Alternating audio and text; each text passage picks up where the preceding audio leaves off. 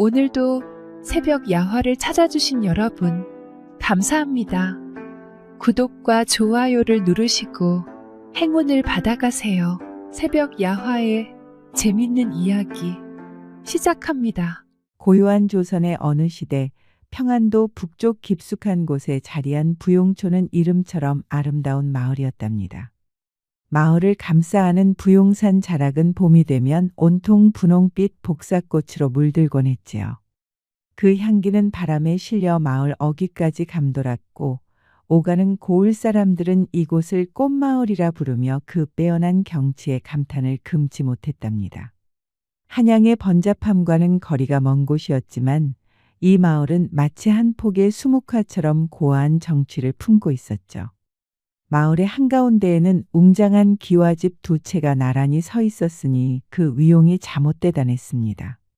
한쪽은 일찍이 조정의 첨지중추부사를 지내고 고향으로 물러앉은 이중겸 대감의 집이었고, 다른 한쪽은 노년의 부사직을 스스로 놓아버린 노중호 대감의 집이었답니다. 이 두 양반은 젊어서부터 남다른 인연을 지녔으니 한양 성균관에서 한솥밥을 먹으며 글 공부하던 중마고우였더랍니다. 세상의 온갖 풍파 속에서 잠시 벼슬길을 걸었으나 끝내는 속세의 번잡한 굴레를 벗어던지고 고향 부용촌에 나란히 터를 잡아 벗으로 살아가기를 택했지요. 벌써 10여 년이 훌쩍 넘은 이야기였습니다. 이들은 날마다 아침이면 사랑채에 마주 앉아 고금의 시를 읊고 세상 돌아가는 이야기의 담소를 나누며 정겨운 나날을 보냈답니다. 마을 사람들은 그들을 보며 참으로 선비다운 삶이로다 하며 감탄을 금치 못했다고 전해집니다.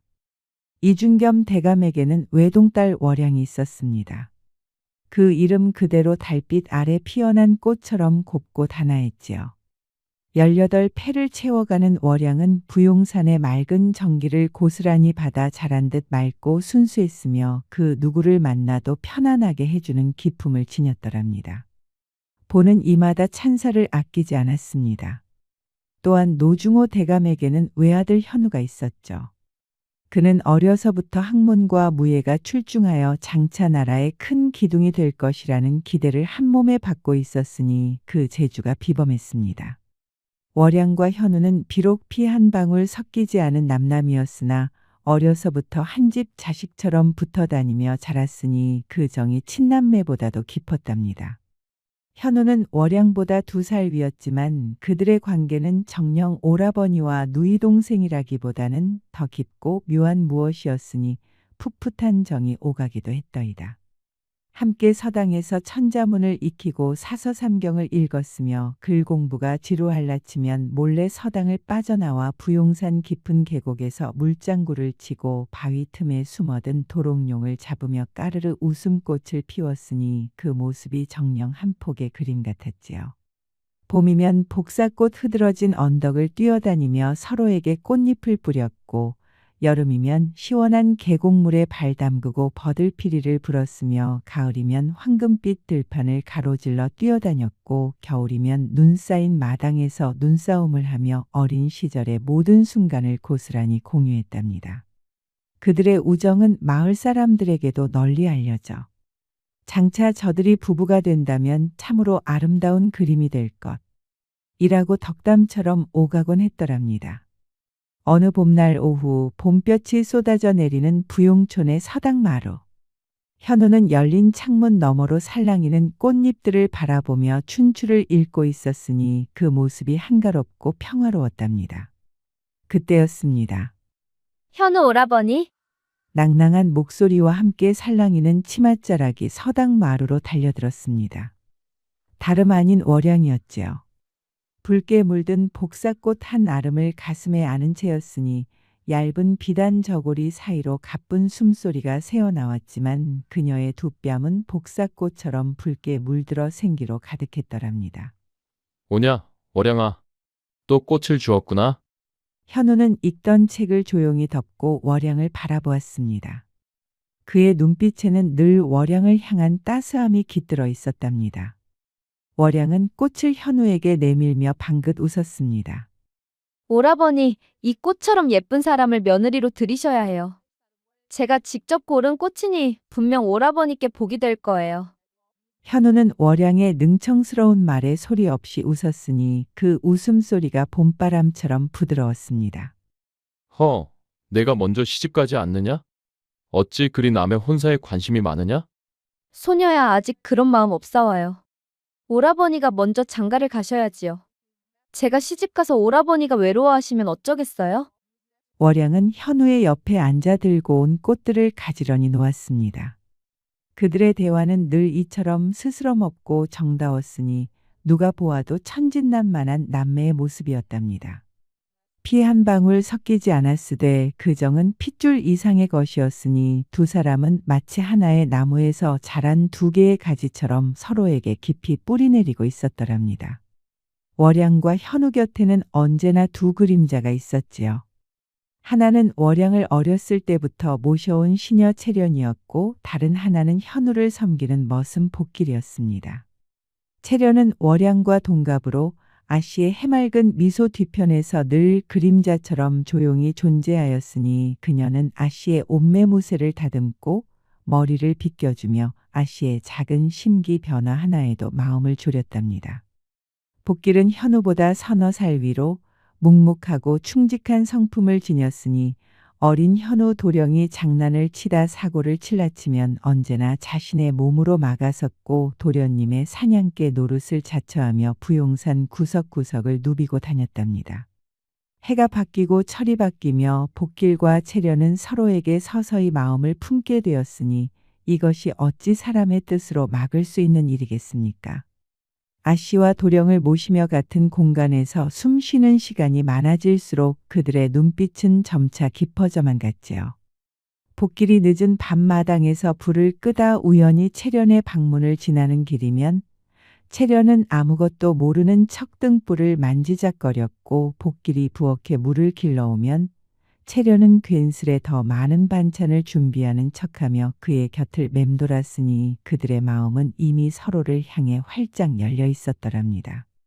허나 그 감정은 말로 꺼내기 어려운, 아니 감히 꺼내서는 안 되는 금단의 것이었으니 노비인 그들에게 사랑이란 사치여 꿈꿀 수도 없는 감정이었답니다. 그들의 운명은 이미 태어날 때부터 정해져 있었으니 주인에게 예속된 존재로서 그들의 삶은 오직 주인의 뜻에 따라 움직여야 했지요. 사랑이란 신분제라는 거대한 절벽 앞에 선 한없이 안타깝고 슬픈 마음일 뿐이었으니 감히 그 마음을 내보였다가는 주인에게 불경죄를 범하는 것이었고 스스로의 목숨마저 위태롭게 만들 수도 있었더랍니다. 그들은 마음속 깊이 끓어오르는 감정을 억누르며 서로에게 닿지 않는 눈빛으로만 마음을 주고받았으니 복길은 채련을 바라볼 때마다 가슴이 답답해지는 고통을 느꼈고 채련은 복길의 듬직한 뒷모습을 볼 때마다 눈물이 차올랐습니다. 그들은 단 한 번도 사랑한다는 말을 입 밖에 내본 적이 없었으니 그저 긴 침묵과 간절한 눈빛만이 그들의 마음을 대변하고 있었답니다. 어느 날 저녁 이중겸 첨지는 사랑채로 월양을 불렀습니다. 봄밤의 공기는 아직 차가웠지만 방 안의 등불은 따스하게 월양의 뺨을 비추었으니 그 모습이 정녕 고왔죠. 월양은 조심스럽게 문지방을 넘고 앉았으니 첨지의 얼굴은 평소보다 엄숙해 보였답니다. 월양은 알 수 없는 예감의 가슴이 조금 불안해졌으니 소녀의 마음이 왠지 모르게 흔들렸습니다. 월양아, 남원감찰 유중열 대감댁에서 혼담이 들어왔구나. 이중겸의 목소리는 평소처럼 부드러웠으나 그 속에는 결연한 의지가 담겨 있었으니 월양은 그 뜻을 알아차렸습니다.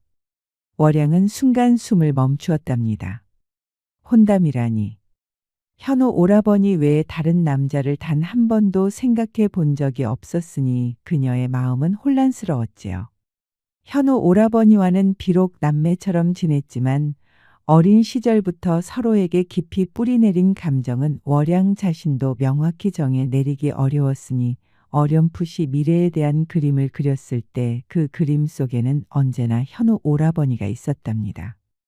허나 아버지의 입에서 나온 이름은 유중열 대감댁의 도령이었으니 월양은 애써 떨리는 마음을 다잡고 고개를 숙이며 나직이 답했습니다. 아버님께서 원하신다면 소녀는 그 뜻을 따르겠사옵니다. 다만 소녀는 아직 그분을 뵌 적이 없어 염려가 되옵니다. 그녀의 목소리는 미세하게 떨렸지만 순종적인 딸의 모습은 흐트러지지 않았으니 그것이 당시 양반가의 여인의 도리였답니다. 그녀는 아버지의 뜻을 거스를 수 없다는 것을 너무나 잘 알고 있었으니 개인의 염려보다 가문의 명예와 안녕이 우선시되는 시대였죠. 이준겸은 월양의 마음을 눈치챈 듯 부드럽게 말했습니다. 유도령은 학문이 깊고 인품 또한 단정하다 들었다. 이미 자네의 재색이 널리 알려져 유도령 가문에서 먼저 혼담을 넣어왔으니 이 또한 하늘의 뜻이 아니겠느냐. 노 부사 영감도 칭찬을 아끼지 않으셨다. 걱정 말거라. 내게 좋은 인연이 될 것이다. 아버지는 딸의 미래를 위한 최선의 선택이라 굳게 믿는 듯했으니 월양은 더 이상 아무 말도 할 수 없었답니다. 다만 가슴 한구석에 먹구름이 내려앉는 듯한 싸늘함을 느꼈으니 그 마음이 정녕 답답하였습니다. 혼담 소식은 곧장 집안에 퍼져나갔고 채련에게도 청천벽력 같은 소식으로 다가왔으니 그녀의 하늘이 무너지는 듯했답니다. 아씨가 시집을 간다니. 채련은 아씨 곁을 떠나 새로운 집으로 따라가야 할 것이고 사랑하는 복길과는 이제 완전히 헤어져야 한다는 의미였으니 그녀의 손은 자신도 모르게 싸늘하게 식어갔습니다. 그날 밤 복길은 참을 수 없는 불안감에 휩싸여 조용히 채련의 처소로 향했으니 그 발걸음이 천근만근 무거웠습니다. 채련은 이미 그의 발소리를 알아듣고 문을 살며시 열었으니 그 마음이 얼마나 애틋하였겠습니까? 작은 방 안은 등불조차 없어 어둠이 깊었지만 두 사람의 얼굴에는 깊은 절망감이 드리워 있었으니 그 모습이 정녕 애처로웠답니다. 채련아, 이대로 널 보낼 순 없다. 복길의 목소리는 애끓는 절규와도 같았으니 그의 눈에는 이성을 잃은 듯한 광기가 서려 있었답니다. 평소 묵묵하고 차분했던 복길의 모습은 찾아볼 수 없었으니 오직 사랑에 미친 사내의 절규만이 남았지요. 채련은 눈물을 글썽이며 고개를 저었습니다. 나도 그러네, 복길아. 하지만 어쩔 수 없는 운명이 아니냐. 아씨께서 혼례를 치르시면 난 유댁으로 따라가야 하고 넌 이곳에 남아야 하잖아. 우린 노비 신분. 하늘이 정해놓은 운명을 어찌 거스르겠느냐. 그녀의 목소리에는 체념이 가득했으니 이미 수많은 밤을 새워가며 자신들의 비극적인 운명에 대해 고민하고 체념한 터였답니다. 복길은 채련의 뺨을 타고 흐르는 눈물을 손으로 닦아주었습니다. 그의 거친 손가락이 채련의 부드러운 피부에 닿는 순간 두 사람의 심장은 동시에 격렬하게 울렸습니다. 복길은 망설임 없이 채련의 어깨를 잡아 자신의 품으로 끌어당겼죠. 채련은 처음에는 놀라 몸을 굳혔으나 이내 복길의 단단한 품에 얼굴을 묻고 흐느꼈습니다. 차가운 달빛마저 비껴가는 어둠 속에서 두 사람의 몸은 서로에게 다 뜨겁게 달아올랐으니 그 열기는 감당기 어려웠더랍니다. 복길의 손이 채련의 허리를 감싸 안았고 채련은 복길의 등판을 부여잡았으니 그들의 살결이 서로를 갈망하는 듯 애처로웠습니다. 그들의 숨결이 서로에게 닿을 때마다 절박한 열망이 공기 중에 퍼져나갔으니 그 방 안의 모든 공기가 두 사람의 정념으로 가득 찼답니다. 단 한 번도 허락되지 않았던 이 짧은 순간의 맞닿음 속에서 그들은 스스로의 비극적인 사랑을 확인하고 있었던 것이었죠. 눈물과 함께 끓어오르는 감정은 이성을 완전히 마비시켰습니다. 이대로 헤어지는 것은 죽음보다 더한 고통이리라. 그들의 사랑은 금단의 열매이자 벗어날 수 없는 운명의 덫이었으니 이제 그 덫은 두 사람의 영혼마저 올가매는 듯했답니다. 복길은 채련의 귓가에 뜨거운 숨결을 불어넣었습니다. 이대로는 안 돼, 채련아. 내 너를 보낼 수 없어. 그의 목소리는 갈라져 있었으니 마치 피를 토하는 듯한 절규였습니다. 채련은 고개를 들었지요. 어둠 속에서도 복길의 눈에 어린 광기와 절박함이 선연하게 느껴졌으니 그것이 그녀의 심장을 꿰뚫는 듯하였습니다. 그녀의 눈에서도 뜨거운 눈물이 봇물처럼 쏟아졌으니 그녀의 마음속 깊이 묻어두었던 감히 끄집어낼 수 없었던 복길에 대한 그리움과 연모의 정이 폭포수처럼 터져나왔답니다. 복길은 채련의 얼굴을 두 손으로 감싸 쥐었습니다. 거친 손바닥에 닿는 그녀의 부드러운 뺨이 불꽃처럼 뜨거웠으니 그 온기가 복길의 심장까지 전해지는 듯하였답니다. 그는 천천히 그리고 조심스럽게 채련의 이마에 입술을 가져갔습니다. 찰나의 순간 채련의 몸이 미세하게 떨렸으니 그 떨림은 억누를 수 없는 전율이었지요. 이내 그녀는 스스로 복길의 품으로 더 깊이 파고들었으니 마치 목마른 아이가 샘물을 찾듯 간절하였습니다. 복길의 입술은 이마를 따라 내려와 채련의 촉촉한 눈꺼풀에 그리고 붉게 물든 뺨에 닿았으니 닿는 곳마다 뜨거운 흔적을 남겼답니다. 그녀의 숨결은 점점 더 가빠졌고 복길의 심장은 통증처럼 울렸으니 그들이 서로에게로 깊이 빠져드는 순간이었죠. 복길아, 채련의 목소리가 터질 듯한 흐느낌과 함께 새어나왔습니다. 그 소리는 복길의 이성을 완전히 마비시켰으니 그는 더 이상 주저하지 않았답니다. 복길의 입술이 채련의 입술을 찾아 헤매다 이내 깊이 얽혀들었으니 서로의 숨결이 뒤섞이고 뜨거운 혀가 서로의 것을 탐하며 처음 맛보는 달콤하고도 아릿한 감각이 온몸을 휘감았습니다. 숨이 막힐 듯한 갈증이 두 사람의 영혼을 집어삼켰으니 그들의 키스는 절박하고 열렬하고 동시에 죽음을 각오한 듯 처절했더랍니다. 신분이라는 거대한 벽 앞에서 감히 꿈꿀 수 없었던 그러나 그 어떤 양반들의 사랑보다도 진실하고 뜨거운 불꽃이 그들의 영혼 깊은 곳에서 타올랐으니 그 불꽃은 결코 꺼지지 않을 듯 했습니다. 복길의 손이 채련의 저고리 끈을 더듬었습니다.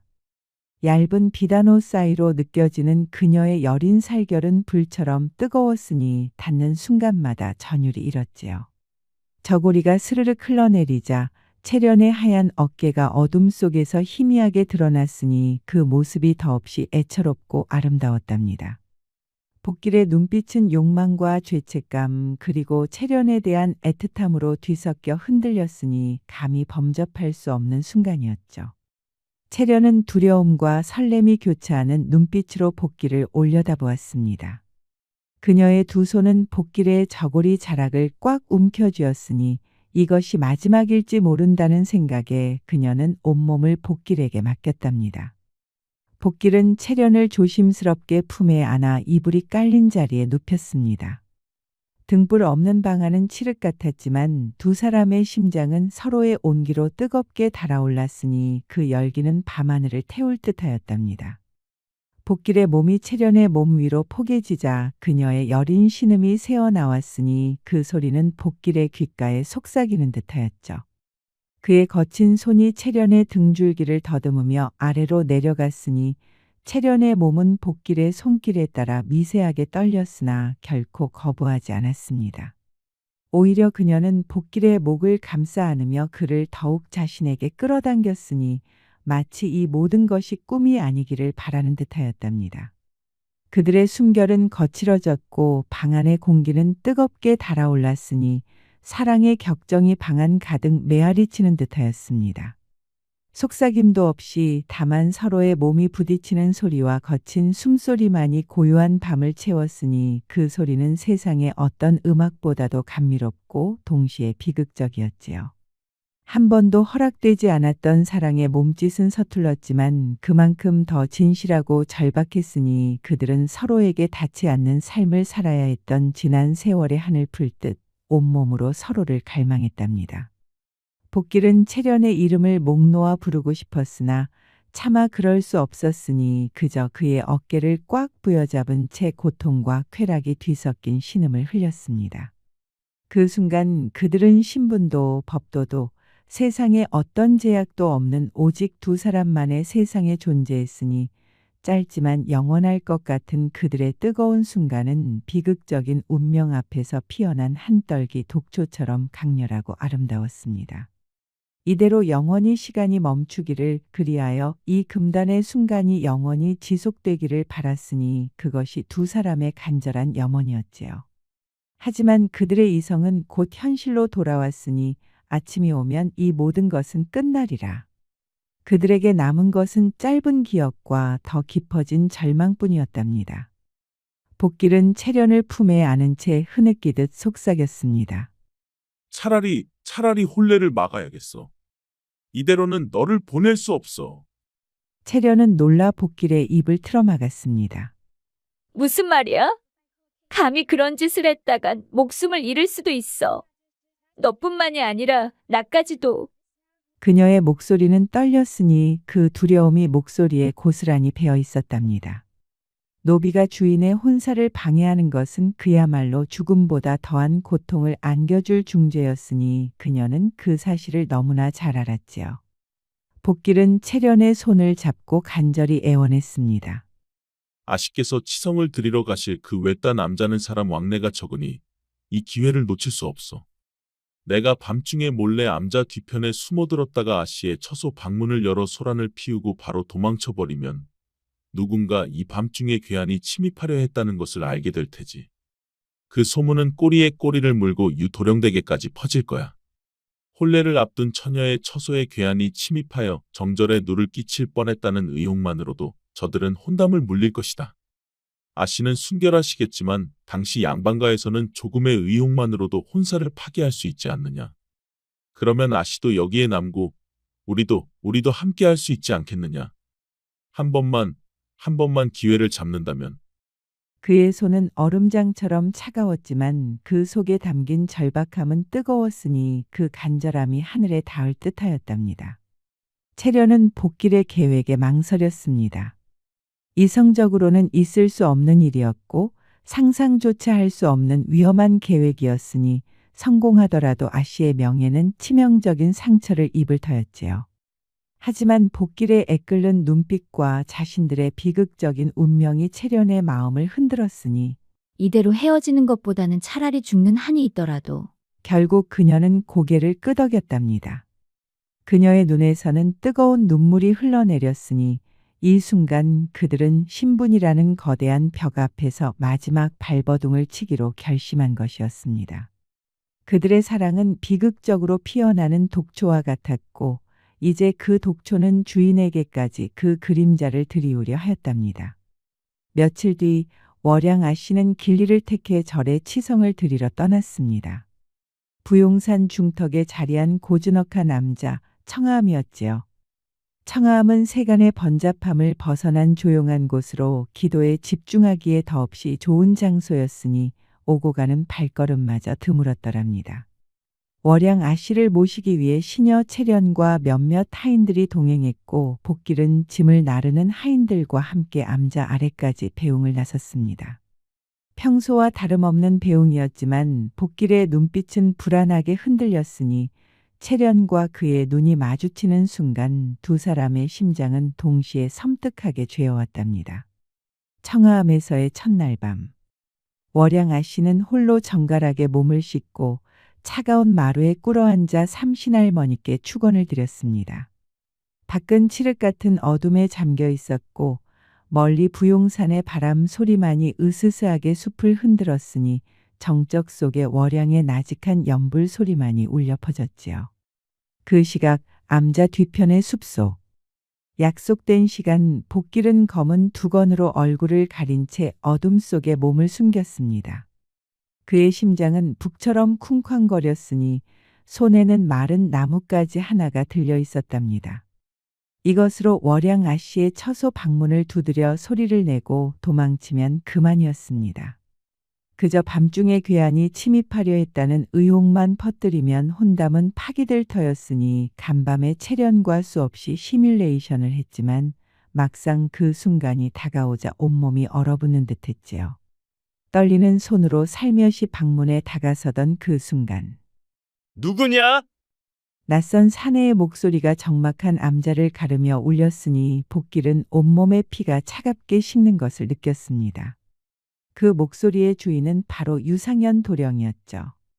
남원 유대감댁의 외아들 월양 아씨의 혼례 상대였으니 그가 이리 오리라곤 꿈에도 생각지 못했답니다. 유도령은 혼례를 앞두고 얼굴도 보지 못한 정혼녀에게 혹시라도 불미스러운 일이 생길까 혹은 어떤 성품의 여인인지 궁금하여 은밀히 부용촌으로 찾아온 길이었으니 그의 발걸음은 조심스러웠습니다. 그는 낮에 몰래 월양 아씨의 모습을 멀리서나마 보고 그 단아함에 마음이 끌렸던 터였으니 밤이 깊어질 무렵 암자를 향해 수상한 움직임을 보이는 복면을 쓴 사내를 목격하고 뒤따라 들어왔던 것이었죠.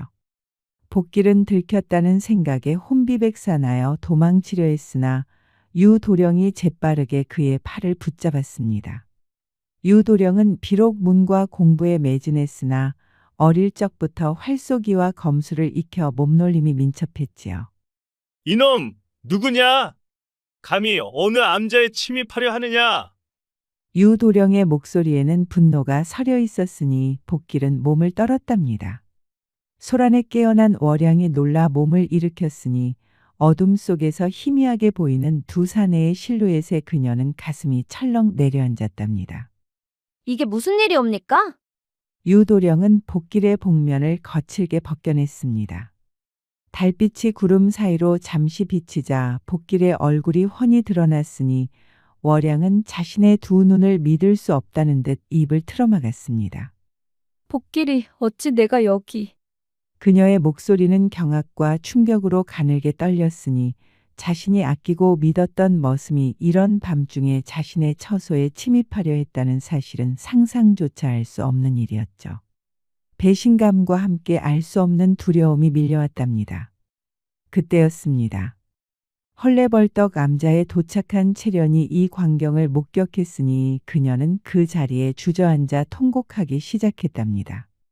아씨, 죄송합니다. 모두 저희 죄입니다. 그녀의 울음소리는 숲을 타고 흐느끼는 듯하였으니 채련은 아씨의 혼사를 막으려다 결국 아씨를 더 큰 위기에 빠뜨린 자신들의 어리석음에 몸부림쳤습니다. 자초지종을 말하라. 유도령의 목소리는 차갑게 가라앉았으니 그는 이미 상황을 짐작한 듯했답니다. 이 밤중에 복면을 쓰고 정혼녀의 처소를 침입하려 했다는 것은 명백한 범죄였으니 그의 안색이 변했지요. 복길은 유도령의 차가운 시선과 월양의 충격에 찬 얼굴을 마주하며 고개를 떨구었습니다. 그의 목소리는 죄책감과 절망으로 갈라졌으니 소인은 탐욕이 아니라 채련이와의 사랑이 아쉬워 그만 어리석은 짓을 저질렀습니다. 죽을 죄를 지었습니다. 모든 죄는 소인에게 있사오니 채련이는 부디 채련이는 살려주십시오. 복길은 채련의 죄까지 대신 짊어지려 했으니 그 마음이 얼마나 애틋하겠습니까? 채련 역시 흐느끼며 복길의 옆에서 고개를 조아렸습니다.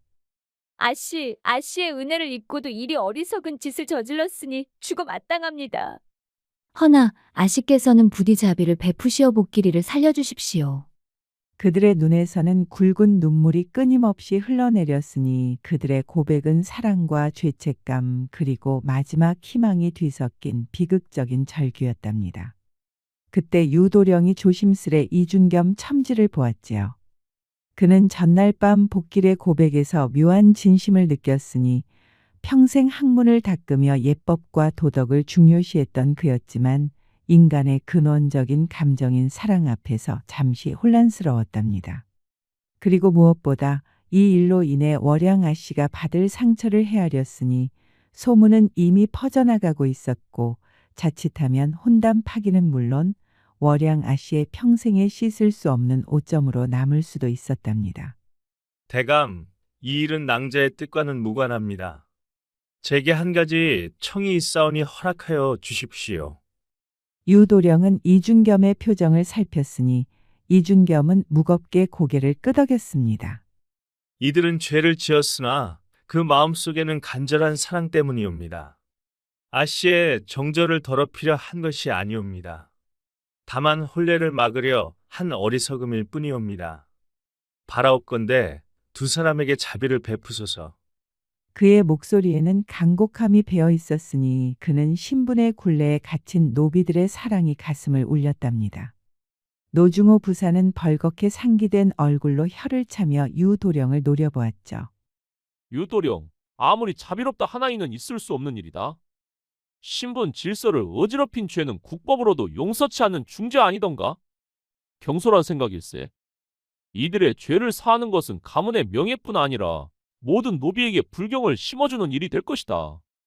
노부사는 엄격한 법도와 양반가의 권위가 무너지는 것을 용납할 수 없다는 듯 단호히 맞섰습니다. 유도령은 노부사를 향해 고개를 숙였습니다. 물론입니다, 부사나리. 두 사람의 죄가 크다 하나 저는 그 마음속의 진실만큼은 통감하였습니다. 제가 만약 이 일로 혼담을 파기한다면 월양 아씨의 명예는 땅에 떨어질 것입니다. 또한 이들을 엄벌에 처한다 한들 이미 벌어진 일이 수습되지는 않을 터 오히려 이 사건이 더 큰 추문으로 번져나갈 것입니다. 주인 댁에서 현명하게 처결하심이 옳사옵니다.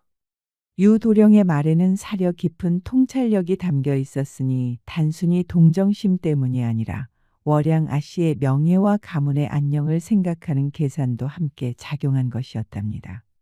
그는 이 문제를 슬기롭게 수습하여 가문의 명예를 지키고 동시에 월양 아씨의 신뢰를 얻으려 했죠. 이준겸 첨지는 오래도록 침묵했습니다. 그의 눈은 엎드려 울고 있는 복길과 채련에게서 유도령에게로 그리고 다시 노중호 부사에게로 옮겨갔으니 그의 머릿속에서는 가문의 명예와 법도 그리고 인간적인 도리 사이에서 치열한 갈등이 벌어졌답니다. 신분 질서라는 거대한 벽 앞에서 사랑이라는 나약한 감정이 이토록 큰 파장을 일으킬 수 있다는 사실이 그를 번민케 했으니 이들을 엄벌에 처하면 능지처참을 면치 못할 터. 허나 그들의 간절한 사랑은 그는 복길과 채련의 눈물 어린 고백을 떠올렸습니다. 그리고 유도령의 현명한 조언을 들었으니 이 일로 혼담이 파기되면 평생 고초를 겪을 딸의 얼굴이 아른거렸답니다. 그는 심사숙고 끝에 마침내 입을 열었습니다. 복길은 회초리 30대를 맞고 죄를 씻을 것이며 채련은 아씨 곁에 남아 성심껏 봉양할지니라.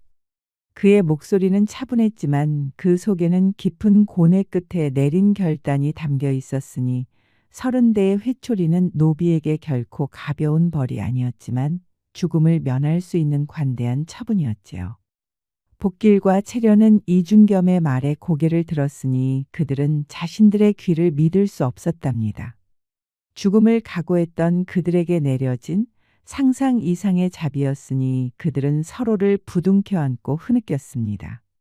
절규에 가까운 울음소리가 사랑채에 울려 퍼졌으니 은혜 잊지 않겠습니다. 평생을 바쳐 충성하겠습니다.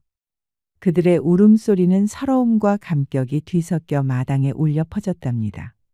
그날 밤 월양은 조용히 채련의 처소를 찾았습니다.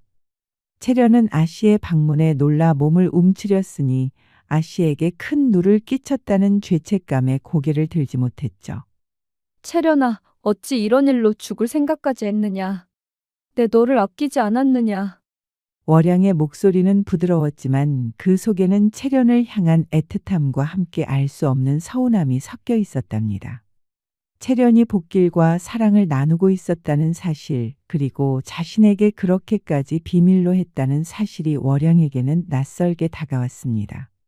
그러나 한편으로는 그들의 절박한 마음에 이해가 가기도 했으니 그 마음이 정녕 넓었죠. 채련은 아씨의 따스한 말에 결국 오열했으니 아씨께서 저를 자매라 해주신 그 말, 이 생의 가장 큰 은혜입니다.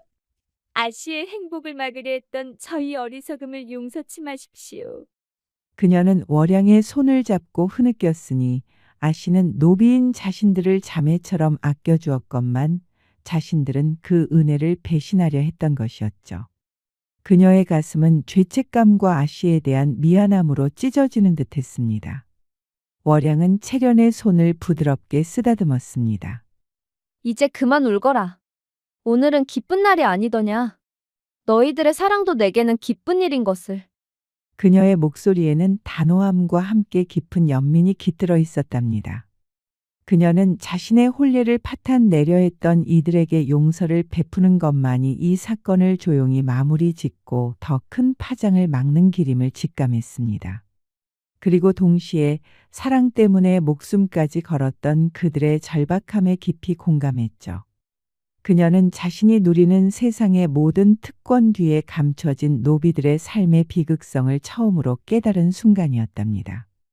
며칠 후 복길은 이중겸 대감집 대청에서 회초리 30대를 맞았습니다.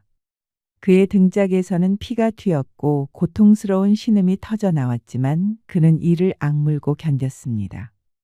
매 한 대마다 과거의 어리석음과 체련과의 사랑 그리고 아씨와 대감의 자비가 주마등처럼 스쳐 지나갔답니다.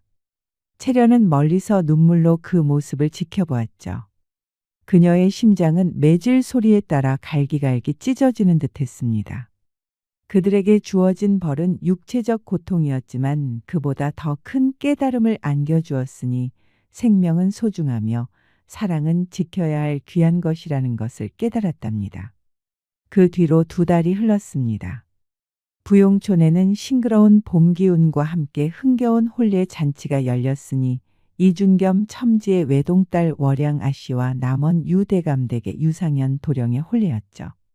마을 사람들은 저마다 예쁜 옷을 차려입고 혼례를 축하하러 모여들었답니다. 암자에서 있었던 일은 유도령의 현명한 조치와 이중겸 대감의 엄격한 입단속 덕분에 외부로 크게 퍼지지 않았습니다. 다만 일부 하인들 사이에서 희미하게 소문이 돌았으나 감히 양반가의 일에 대해 입 밖에 내는 자는 없었지요. 붉은 비단 저고리에 푸른 치마, 화려한 족두리를 얹은 월양의 자태는 한 폭의 그림이었답니다. 봄날의 햇살 아래 그녀의 얼굴은 복사꽃처럼 아름다웠습니다. 그녀는 수줍게 웃으며 유도령의 손을 잡았죠. 채련은 월양의 옆에서 옷매무새를 다듬으며 눈물을 훔쳤습니다. 아씨, 참말로 고우십니다. 그녀의 눈물은 아씨의 행복을 비는 진심과 함께 자신들의 비극적인 사랑에 대한 회한 그리고 아씨의 자비에 대한 감격이 뒤섞인 것이었답니다. 월양은 부드럽게 웃으며 채련의 손을 잡았습니다. 이제 그만 울거라. 오늘은 기쁜 날이 아니더냐. 너희들의 사랑도 내게는 기쁜 일인 것을. 그녀의 말에 채련은 다시금 흐느꼈습니다. 아씨는 여전히 자신들을 자매처럼 아껴주고 있었죠. 혼례 뒤 신랑 유상현 도령 부부는 다음 날 아침 일찍 이중겸 첨지를 찾아뵈었답니다. 유도령은 공손히 절하며 말했습니다. 대감에 사위된 것이 제 생애 가장 큰 복입니다. 월양 아씨를 아내로 맞아 가문의 번영을 이루겠습니다. 그의 눈빛은 진심으로 가득했답니다. 이중겸은 넉넉한 미소를 지으며 유도령의 손을 잡았습니다. 내 딸을 잘 부탁하네. 자네의 너그러움과 현명함에 내 다시 한번 감탄했네. 자네야말로 진정한 군자일세. 그는 유도령의 위기관리 능력과 인간적인 면모에 깊은 감명을 받았답니다. 그날 밤 모든 잔치가 끝나고 집안이 조용해졌을 때 이중겸 첨지는 조용히 복길과 채련을 불렀습니다. 두 사람은 포박된 채가 아닌 예복을 단정히 입고 대감 앞에 섰답니다. 그들의 얼굴에는 긴장감과 함께 알 수 없는 기대감이 서려 있었지요. 이중겸의 목소리가 엄숙하게 울렸습니다. 이제 너희 둘의 충심을 내가 안다. 비록 어리석은 짓을 저질렀으나 그 마음만은 헤아릴 수 있었다. 또한 유도령의 너그러움과 월양이의 간곡한 정이 있었으니 오늘부로 복길을 양민으로 풀어주겠다. 복길과 채련은 이중겸의 말에 믿을 수 없다는 듯 서로를 바라보았습니다. 양민으로의 해방이라니. 노비에게는 꿈도 꿀 수 없는 일이었죠. 그들은 서로를 부둥켜 안고 흐느꼈습니다. 절규에 가까운 울음소리가 사랑채에 울려 퍼졌으니 대감님, 대감님, 이 은혜 목숨을 다해 갚겠습니다. 소인은 죽어도 여한이 없습니다. 이준겸은 그들의 진심 어린 울음에 미소 지었답니다.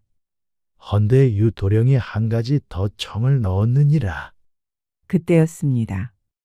유도령 부부가 사랑채 문을 열고 들어섰습니다. 월양은 채련을 향해 따스한 미소를 지었지요. 유도령이 복길과 채련에게 다가서며 말했습니다. 복길아, 채련아. 네, 너희 둘을 부부로 맺어 내 집안에 두겠다. 이것이 첫 번째 선물이다.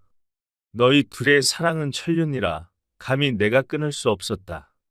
복길과 채련은 다시 한번 엎드려 절하며 감사의 눈물을 쏟았답니다. 그들은 자신들의 눈앞에 펼쳐진 기적이 믿기지 않는 듯했습니다. 노비가 양민이 되고 심지어 부부의 연을 맺어 주인의 집안에 들어간다는 것은 그야말로 전례 없는 일이었으니 유도령은 그들의 사랑을 인정하고 그들의 미래를 열어준 진정한 태인이었죠. 그날 밤 부용촌에는 또다시 작은 혼례 잔치가 열렸으니 복길과 채련의 작은 합방이었답니다. 월양 아씨의 혼례에 비하면 소박하기 그지없었으나 그 어느 잔치보다 더 없는 행복으로 가득했으니 월양 아씨가 직접 한 땀 한 땀 정성껏 짠 비단 이불과 유도령이 마련한 새살림살이가 그들을 맞이했답니다. 복길은 채련의 손을 잡고 세상에서 가장 행복한 미소를 지었으니 이제 그들은 노비가 아닌 양민으로 그리고 당당한 부부로서 새로운 삶을 시작하게 된 것이었습니다. 유도령 부부는 그들의 앞날을 진심으로 축복해 주었지요. 그 뒤로도 세월은 유수처럼 흘렀습니다. 부용촌은 변함없이 평화로웠고 부용산의 복사꽃은 해마다 봄이면 어김없이 피어났으니 월양 부부는 아들, 딸을 두어 집안을 번성케 했으며 유도령은 훗날 높은 벼슬에 올라 조정의 기둥이 되었더랍니다. 복길과 채련도 유도령의 집안에서 충직히 섬기며 조용히 살아갔으니 그들은 비록 화려한 삶은 아니었지만 서로를 향한 변치 않는 사랑과 주인에 대한 깊은 은혜를 가슴에 품고 행복하게 지냈다고 전해집니다. 그들은 밤마다 달빛 아래 앉아 손을 잡고 자신들에게 찾아온 기적 같은 삶에 감사했더랍니다. 늦가을 저녁 월양이 채련과 마당을 거닐다 붉게 물든 단풍을 보며 미소 지으며 말했답니다. 채련아, 우린 결국 함께 늙어가는구나. 내가 내 곁에 있어 참으로 다행이다. 채련은 월양의 손을 잡고 따스하게 웃었습니다. 아씨 덕분이지요. 이 몸은 아씨의 은혜로 살았습니다. 저승에 가서도 아씨를 모실 터이니 걱정 마십시오. 두 여인의 손에는 깊은 우정과 세월의 흔적이 함께 묻어났습니다. 그들의 이야기는 훗날 부용촌 사람들의 입에 오르내렸습니다. 때로는 신분 질서를 어지럽힌 불경한 사랑 이야기로, 때로는 대인의 자비와 관용이 빚어낸 아름다운 기적 이야기로 전해졌으니 사람들은 이따금 속삭였더랍니다. 신분과 법도보다 더 귀한 것이 있으니 그것은 바로 진실한 사랑과 용서의 마음이다. 아, 그대들이여, 그대들이 진정 인간의 도리를 다하였도다. 그리고 그들의 이야기는 부용산의 복사꽃처럼 시대의 엄격함 속에서도 희미하게 남아 피어난 인간적인 아름다움의 증표로 오래도록 부용촌에 남아 전해지게 되었답니다. 즐거우셨다면 구독과 좋아요, 댓글 부탁드립니다. 다른 재밌는 이야기로 다시 돌아오겠습니다. 새벽 야화였습니다.